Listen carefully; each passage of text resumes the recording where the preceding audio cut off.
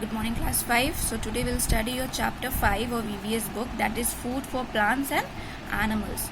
Okay, food for plants. Leaves are the food factories of plants. Most of the leaves are green. They can make food because they contain chlorophyll.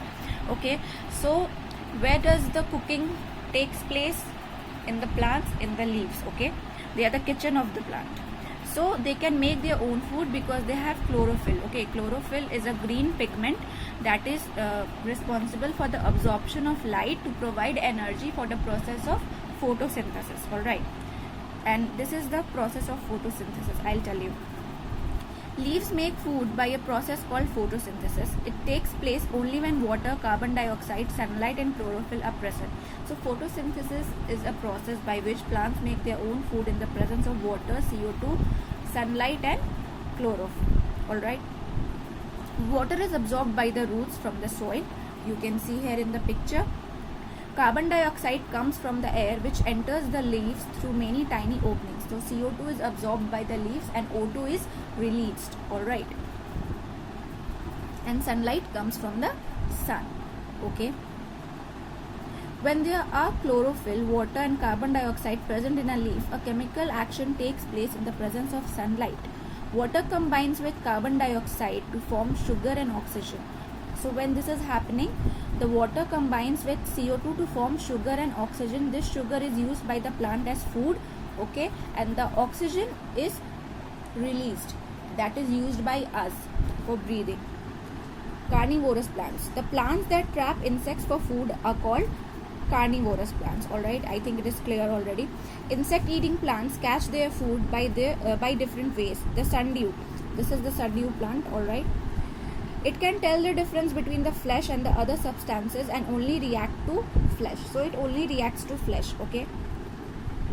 The sun sparkles on the drop and attracts insects. Okay, sorry. The sundew leaves are covered with little hairs. On each hair there is a drop of sticky liquid. So you can see on each hair, you can see there are drops of sticky liquids, right? So the sun sparkles on the drop. When the sun sparkles on the drop, it attracts insects, right? But as soon as the insect touches this one of the drops, it is caught. Alright, and as the insect struggles to free itself, the hairs of the sundew tighten their grip, so they hold it even more firmly when the insect tries to free itself, okay, to release itself. The sundew suffocates the insect in under 10 seconds and its digestive juice dissolves the insect. So the insect is digested, alright, by this plant within 10 seconds with the help of its digestive juice. Venus flytrap. This is how it looks. Venus flytrap is another insect eating plant. Okay, insects are attracted into the jaw like leaves. You can see this is like jaw, just like our jaw. Once the insect lands, the jaws clamp shut on the victim. Clamp means to, hold something firmly and tightly shut on the victim within a fraction of a second. So within a fraction of a second the insect is caught, okay, and then it secretes the juice that dissolves the insects. Okay. The pitcher plant drones insects. So pitcher plant is something is also a carnivorous plant. So it drones the insect. Drones means duba dena. You know what is duba dena, right? Each leaf is shaped like a vase. Okay, so the pitcher plant leaves are like a vase. Inside the leaf is a pocket filled with sweet smelling nectar. So inside the leaf there is a pocket, okay, which is filled with nectar, which is obviously very sweet in smell. The insect crawls, moves to the leaf to get at the nectar, but the sides of the leaves are very slippery. Okay, the leaves are very slippery, the sides, okay, and they are covered with downward pointing hair. So they are covered with downward pointing hair. Alright, the hairs are pointing towards downwards, so it becomes very slippery and it points towards downwards. So the insect slides and falls into the liquid and then it drones into it. Some pitchers are small and can trap nothing bigger than an ant, but some are big enough to hold a rat. So some pitcher plants can hold only an ant into it, but some are as big as they can hold a rat inside them. Food for animals. All animals do not eat the same food, but all the animals depend on plants for their food directly or indirectly. Okay. This we all know. Animals such as cow, goat, deer, horse, etc. are plant eaters. They feed only on plants. They are called herbivores. And some animals hunt plant eater animals.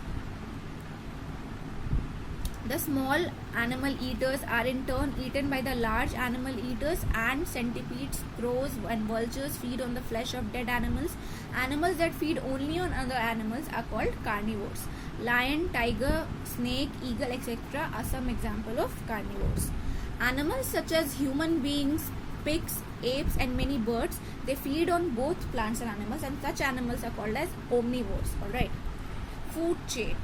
All living things need food to live. That's very obvious. If they starved of food, they weaken and they die. Yeah, if we do not get food for a long time, we'll get weaker and we'll die. Plants make their own food by photosynthesis. They are food producers. So anyone who makes their own food is a food consumer, and animals or plants, animals feed on plants or other animals, they are food consumers. So the ones who depend on other things for their food requirements, they are the consumers. Okay, they are the food consumers. A food relationship exists among plants and animals. This relationship can be shown by a food chain. Okay, a food chain starts with green plants because they are food producers. Okay, animals which eat plants from the second link of the chain. Plant eaters are the first food consumers in a food chain. Okay, next come animals that eat plant eaters. They are second food consumers. Okay, some animal eaters are in turn eaten by other animals also. The last link in the food chain are the animals that feed on dead plants and animals. Okay, so let's discuss. So you can see these are some food chains, and this arrow stands for eaten by. Like leaf is eaten by caterpillar, and then caterpillar is eaten by a bird. Similarly, grass is eaten by grasshopper, grasshopper is eaten by hen, hen is eaten by fox.